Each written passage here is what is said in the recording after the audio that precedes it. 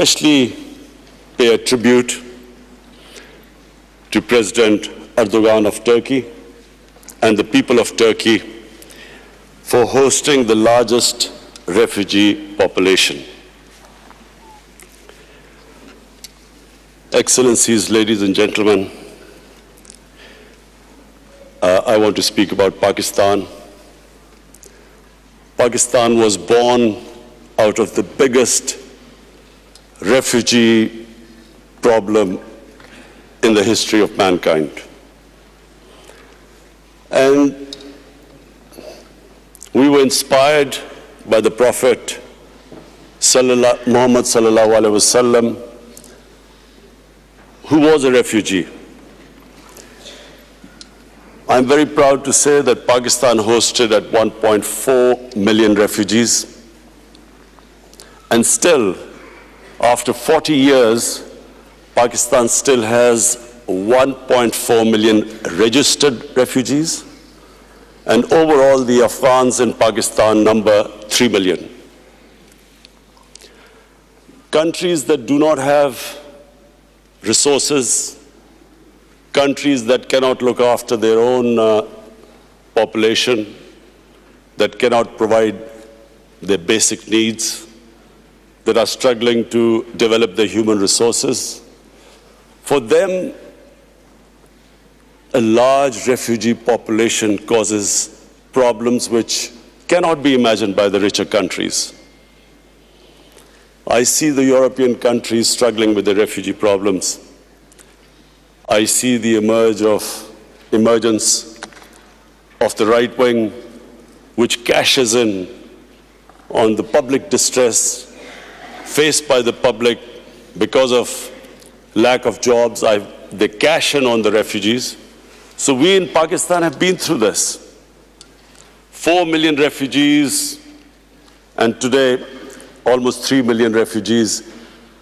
A country where there's massive unemployment. We know what we go through.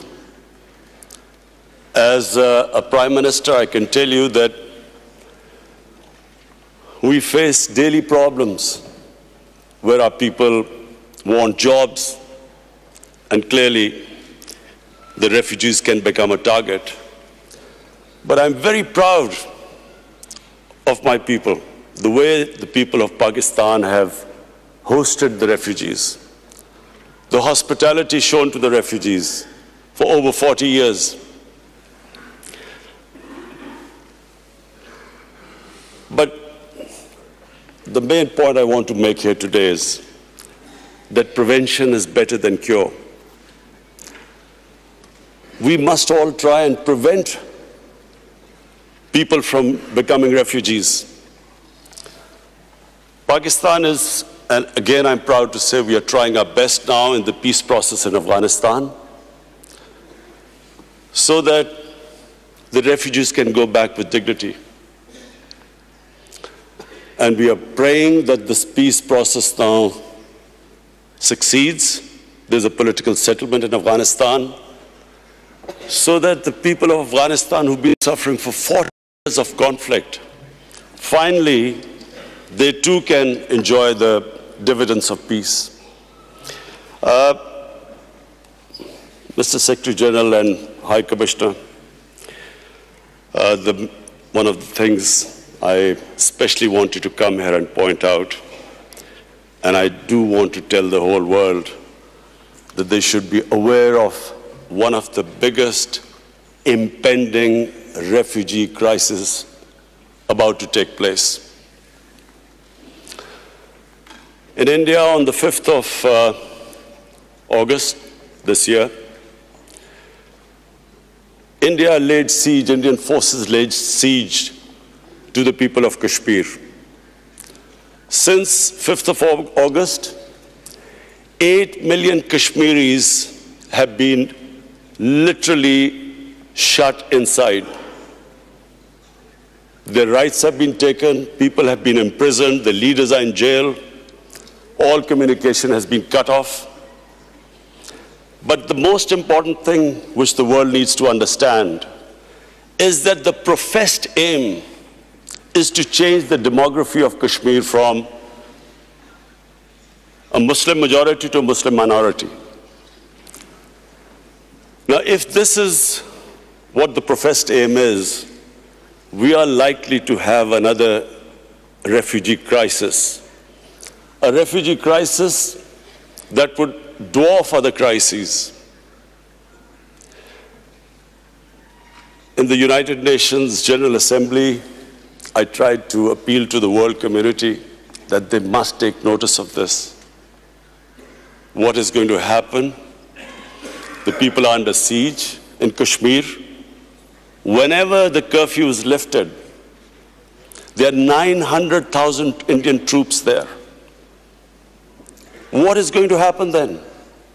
They're trying to change the demography by settling in Hindu population into Kashmir. What is going to happen then? So we know from our past experience, prevention is better than cure. If the world acts right now and puts pressure on the Indian government to stop this illegal activity, we could prevent this crisis. But we all know once a crisis starts, once there is a crisis, we all know that it's as we know right now, as we know what is happening, as we know what is going on in Turkey with the refugees. We all know that it's very difficult, it's complicated. So many issues come in the way. So number one, I would like the world community to take notice of what is happening. We in Pakistan are not just worried that there will be a refugee crisis. We are worried that this could lead to a conflict between two nuclear-armed countries. And so the Secretary General of UN is sitting here. I'm looking forward to inviting you to Pakistan in February when we host the refugee conference there. But I would really appeal to the world community that this is the time to take notice.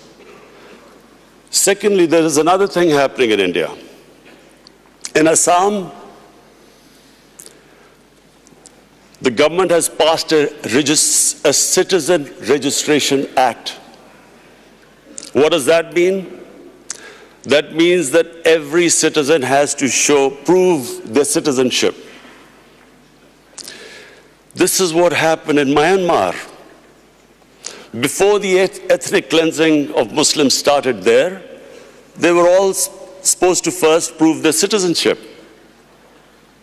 This is what is happening in Assam. Some 2 million people, mostly Muslims, are now required to prove that they actually are citizens of India.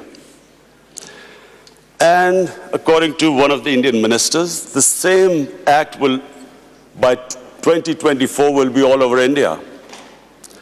So, along with this act, there is another law just recently passed, that from Pakistan, Afghanistan, and Bangladesh, any minority that is persecuted can find citizenship in India.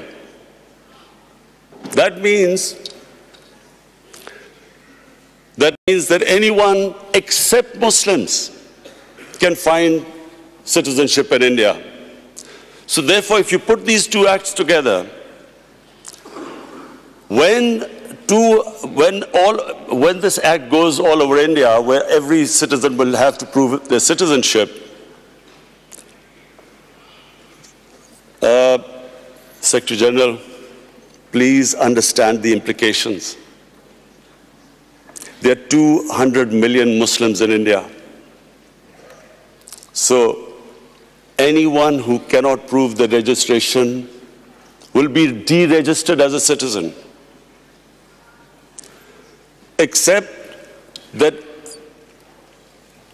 all other religious minorities, Hindus, Sikhs, Christians, they can come back and seek asylum in India, so they will get citizenship, but not Muslims. So there are 200 Muslims in India. If 2 or 3% of them cannot prove their citizenship, where will they go? So this is another thing.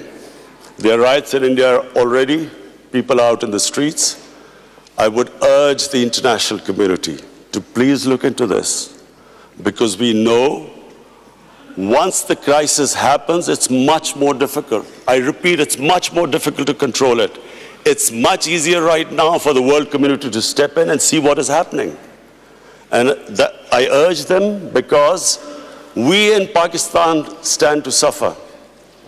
As it is a country that is hosting 3 million refugees, a country which is trying to develop its own human beings, provide them the basic necessities, our country will not be able to accommodate more refugees. So I especially came here, Mr. Secretary General and High Commissioner, I especially came here that this is the time for the world community to take notice.